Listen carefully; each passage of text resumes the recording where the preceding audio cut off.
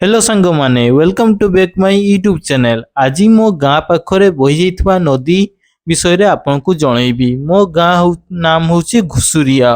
तो आम एई घुसुरिया गाँ रे एक बुढ़ाबळंग नदी बही आसची। तो मु आपन को बुढ़ाबळंग नदी विषय रे जनइबी। आशा करछि मो वीडियो टी आपन को बहुत पसंद लागिवो। एइटा होची घुसुरिया गाँ। एइटा मो सबठु बेस्ट गाँ काहे कि ना एटी बहुत शांति लगे, बहुत कम गाड़ी मोटर भी चले आउ मते फेवरेट भी लगे। तो मु मो गाँ पाखरे बही जाइतिबा नदी आपन को देखैबी। एइटा होची देखुछ ना, एटा आम गाँ रे छोट मंदिर टिए अछि। गोटे हला शिव मंदिर आ गोटे हला हनुमान मंदिर। तो ठीक अछि मु सेटा भी आपन को परे देखै देबी अलगा वीडियो रे।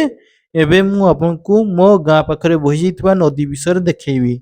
वीडियो टी देखिबा आगरु लाइक शेयर सब्सक्राइब कर देवाकू जमारू भूलिबेनी। एइटा होची हमर पोलो घुसुरिया पोलो जहा आगकू रहिछि बेपार एपटे होची घुसुरिया। ओके, एइटा होची बुढ़ाबळंग नदी। बुढ़ाबळंग नदी ओडिशार एक प्रसिद्ध और ऐतिहासिक नदी अटे।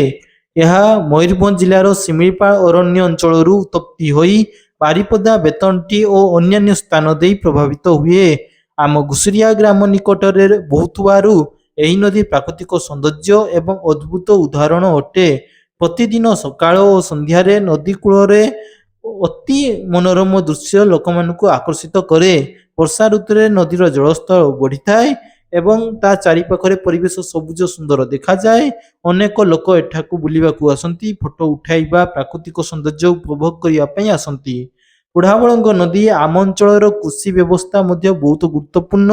ନଦୀ ଜଳ ଚାଷ କାର୍ଯ୍ୟରେ ବ୍ୟବହୃତ ହୁଏ। ଏହା ଚାଷୀମାନଙ୍କ ପାଇଁ ବରଦାନ ସଦୃଶ। ନଦୀରେ ମାଛ ଧରି ଅନେକ ପରିବାର ନିଜର ଜୀବିକା ନିର୍ବାହ କରନ୍ତି। ଏହି ନଦୀ ମଣିଷର ପଶୁପକ୍ଷୀ ଓ ଉଦ୍ଭିଦ ଜଗତ ପାଇଁ ଜୀବନଦାୟିନୀ ଭୂମିକା ପାଳନ କରୁଛି। ବୁଢ଼ାବଳଙ୍ଗ ନଦୀ ସହ ଆମ ଅଞ୍ଚଳରେ ଅନେକ ସ୍ମୃତି ଓ ଭାବନା ଜଡ଼ିତ। ଛୋଟ ପିଲାମାନେ ନଦୀ କୂଳରେ ଖେଳନ୍ତି, ବଡ଼ମାନେ ସମୟ ବିତାନ୍ତି। ପର୍ବପର୍ବାଣୀ ସମୟରେ ନଦୀ ଅଞ୍ଚଳରେ ଅଧିକ ଆକର୍ଷଣୀୟ ହୋଇଥାଏ। ଆମ ଗ୍ରାମରେ ପରିଚୟ ବହନ କରୁଥିବା ଏକ ପ୍ରାକୃତିକ ସମ୍ପଦ ଅଟେ। ବୁଢ଼ାବଳଙ୍ଗ ନଦୀ କେବଳ ଏକ ନଦୀ ନୁହେଁ, ଏହା ଆମ ଜୀବନର ସଂସ୍କୃତି ଓ ପ୍ରାକୃତିକ ଏକ ଅମୂଲ୍ୟ ଅଂଶ ଅଟେ। ଏହା ମୟୂରଭଞ୍ଜର ଗର୍ବ ଏବଂ ସମସ୍ତଙ୍କ ପାଇଁ ଅତ୍ୟନ୍ତ ପ୍ରିୟ ଅଟେ। ତ ସାଙ୍ଗମାନେ, ତ ଆମ ଗାଁ ପାଖରେ ବହି ଯାଇଥିବା ନଦୀଟି ଆପଣଙ୍କୁ ଯଦି ଭଲ ଲାଗିଛି ତେବେ ଲାଇକ୍ ସେୟାର ସବସ୍କ୍ରାଇବ କରିବାକୁ ଜମାରୁ ଭୁଲିବେ ନାହିଁ। ତ ମୁଁ ରହିଲି, ଆଉ ଗୋଟେ ନୂଆ ଭିଡ଼ିଓରେ ଦେଖା ହେବ। ଆସୁଛି। ଜୟ ଜଗନ୍ନାଥ।